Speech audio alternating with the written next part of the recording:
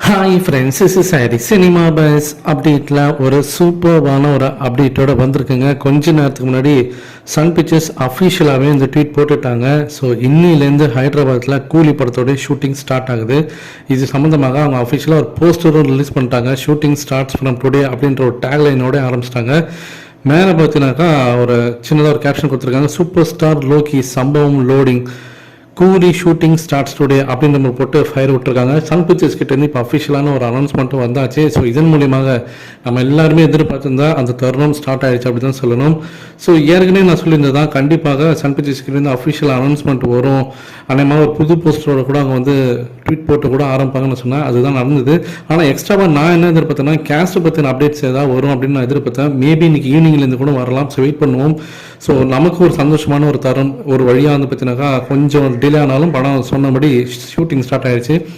இந்த ஷூட்டிங்கில் பார்த்தீங்கன்னாக்கா இப்போ வந்து சத்யராஜ் அவர்களும் ஸ்ருதிஹாசன் அவர்களும் கலந்துக்கிட்டாங்க.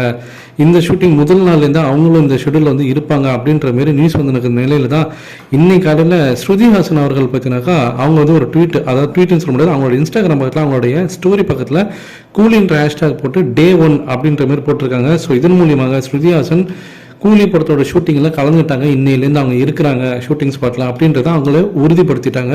ஸோ இதன் மூலியமாக நமக்கு ஒரு அப்டேட் கிடச்சிருச்சு. ஸோ சன் பிக்சர்ஸ் சொல்லனாலும் டேரெக்டாக ஸ்ருதிஹாசன் அவர்களே அப்டேட் கொடுத்துட்டாங்க. ஸோ ஷூட்டிங் ஸ்டார்ட் ஆகிருக்கு, அவங்க அதில் கலந்துக்கிட்டாங்கன்றது. அதே போல் சத்யராஜ் அவர்களும் இந்த ஷூட்டிங்கில் இருக்கிறாரு அப்படின்ற மாரி நியூஸ் வந்துருக்கு.